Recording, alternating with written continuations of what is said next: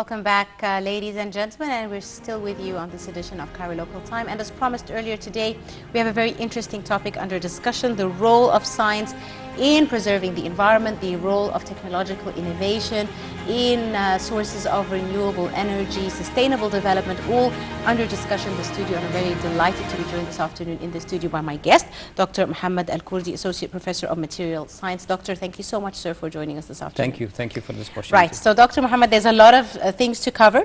Some of it is a bit scientific, so we'll try and simplify the discussion. Now, the biggest trick is the issue of sustainable development is to sustain the development, is to keep it renewable sources of energy, to not rely on the usual non-renewable sources of energy or the traditional sources of energy. How important is this in the goal of sustainable development, whether it's industry or agriculture, etc.?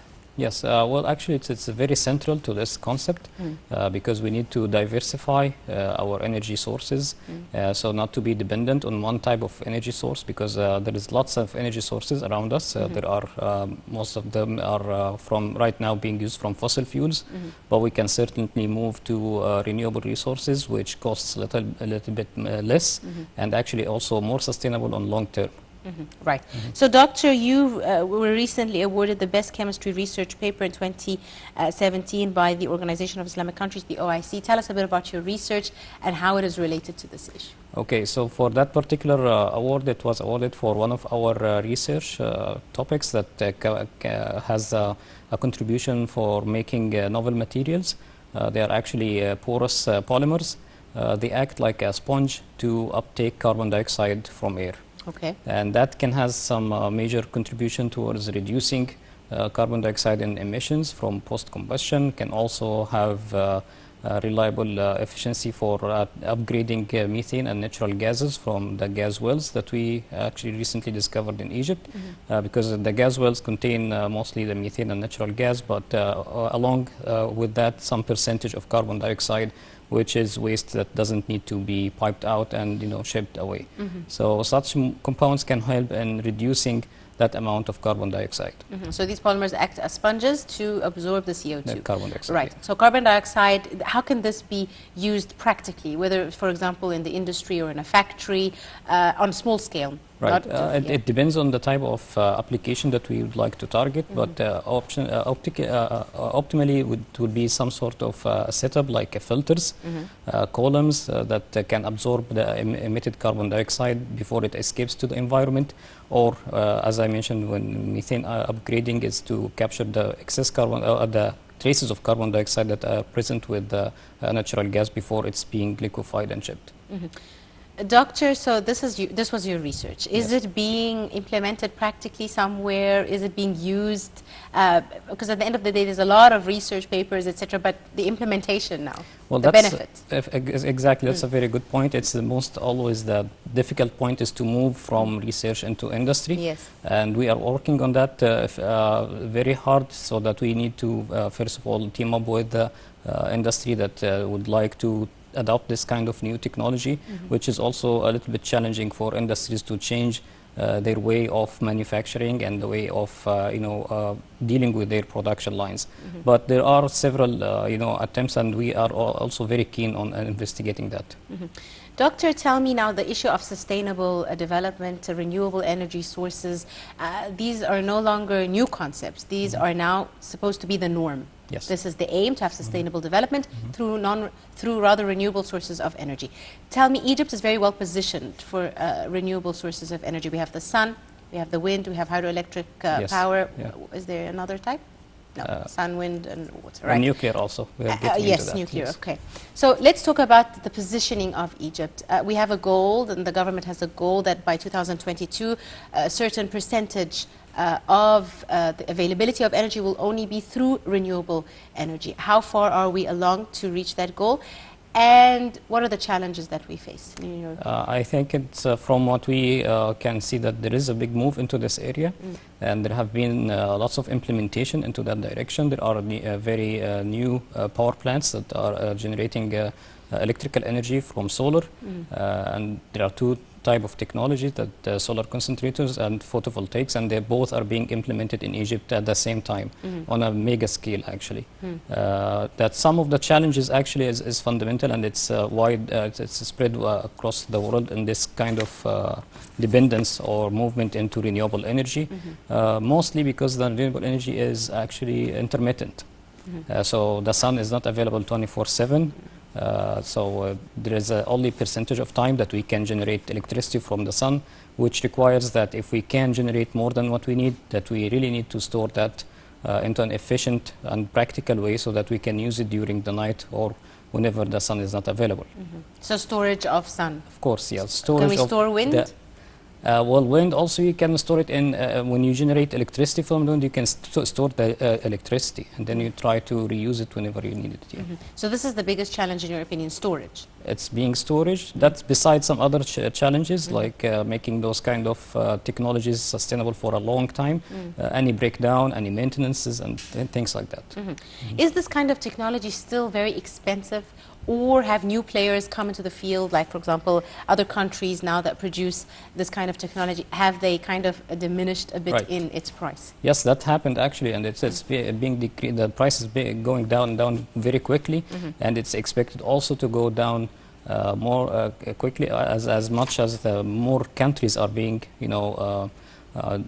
adopting this kind of technology and using this kind of technology. So as much there is demand on this kind of technology, there will be mass production, and the mass production eventually takes the price down. And also, as if we take into consideration that rising up in fuel costs and actually the heavy toll on environment from using fossil fuel, that also a factor that we need to consider, not only price, but effects on human and environment. Indeed. Tell me, do you think industries, or business, the business industries, are they aware of this? Do they have the potential and the willingness to cooperate when it comes to diversifying their sources of energy, to changing from the traditional sources to more renewable? Yes. Or do they need to be forced into it? No, actually, they are very aware into that because at the end of the day, this is driven by revenue. And as the technology is being more and more developed, it becomes more and more marketable on itself, on its own. And there is lots of private sector companies actually adopting this kind of technology, at least for part of their energy. Yeah. I spoke before about this topic to several guests, and they always say what would make it cheaper is if Egypt starts manufacturing certain parts of the technology needed. Have we started doing this? For example, solar cells. Have we started manufacturing solar cells or components of the solar cells? Yes, we do. And there is in the armed forces, there are a very big and nice factory for producing the solar cells. And it's actually providing lots of solar cells to the local market as well. So that's one step forward. There are also several other trials from private sector to go into the manufacturing of components for either the whole power plant or even the solar cells themselves. Yes. Right. Now, your research, what drove your research? Is it your awareness of the need for clean, sustainable energy? What was the main incentive behind your paper? Well, actually, at the very beginning, we are targeting the science, actually. We're trying to understand the fundamentals of the science behind this kind of phenomena. So by doing that, we can tune and actually make or manufacture even better materials. So the driving force for our particular exact research is actually the science behind it. So our motivation to understand more about the science so that we can compete on a global scale in the science itself, which is very fundamental for any other achievement to occur later on. Indeed. You spoke also about nuclear energy as a source of renewable energy. Tell us a bit about the importance of this kind of energy and how can it be fully used to its potential in Egypt? As I mentioned, it's one very important part of the utilization of energy is that you need to have always options. So you need to have options whenever it comes to different sources of energy, different sectors that can consume this type of energy. So the energy market is really complicated, and definitely the best practice is not to be heavily dependent on one type of energy. Can industries, for example, diversify their sources of renewable energy, or is it Should they focus on only one specific kind of I renewable think energy? it's a little bit difficult because if you consider, say, the wind energy, it's only available in specific places, Areas, yes. in specific areas, and then you need a very huge windmills to generate electricity. If you talk about hydropower, you really that's not up to a company to actually rely or utilize such a source of energy. But I think it's the solar which is available for everyone and everywhere, especially in Egypt, to use it. Egypt actually has one of the biggest solar energy parks all over the world in Aswan. In Aswan, yeah. Tell us a bit about this. When we say big, what do we mean? In size or in production or in capacity? I'm not really into this particular type of research. My research focus more on the material side. So I have very good colleagues of mine who are very aware of the technological part of this kind and the scale of it. Yeah. Right. Dr. Mohammed, also let's talk about the issue of renewable energy.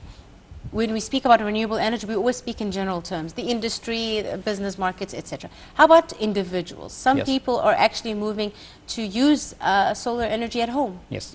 They have their own solar panels on their rooftops, and it doesn't necessarily have to be a villa, for example, even apartments in flats, and They they can share. share, yes. Tell us a bit about this move. How important is this, and is this awareness increasing, in your opinion, as prices decrease? Well, I think so, and actually in Egypt, I think most of the market started with solar heaters, so that to provide hot water to your apartment, that's much lower cost as compared to depending on gas or electricity. For photovoltaics, there is a move, and there are several small companies, privately owned companies, that provide such modules or systems for homes. What are the waste materials of renewable sources of energy? Are there any? The waste? Yes. Yeah, that's a good question. Okay, that's a very good question. Well, actually, it would be eventually the parts that break off from the solar panels, or the connections, those kind of things. So that's a good question actually to be considered as well. But that's it. That's the only waste material. The That's actual mostly part instrument. of it. Yeah. But there isn't like an emission of some gas. That also can happen in the production line. Okay. If that's involved within the production of such material. Okay. So the drive towards sustainable development and sustainable energy production. When we say sustainable, we mean ongoing, infinitely maybe, for as long as possible, without detriment to the environment, without detriment to the surrounding environment. Not just the environment as in the people, but detriment to the air, the quality, the fauna, etc. How important is this? And people are becoming more aware of this issue. I mean, we see it every day in simple things, like, for example, trash. There's a drive now to recycle your trash, etc. It's a whole big movement. What, in your opinion, Doctor, needs to be done for this to become the norm? Because in other countries, this is the norm. Yes. No one mixes their trash in other countries. Right. You know what I mean? Right. So what needs to be done? Actually, to make it more rewarding to everyone to recycle their trash, actually. So in any other foreign countries, that there is you can refund people for their plastics, their glass waste, and even for the biological waste as well. So and as when you start this cycle of making companies that makes revenue of this, that actually pays back to the end customer part of that revenue, then everyone is involved in the cycle.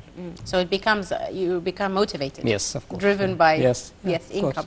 Okay. And how about the issue of awareness? Now, education has a very big role to play.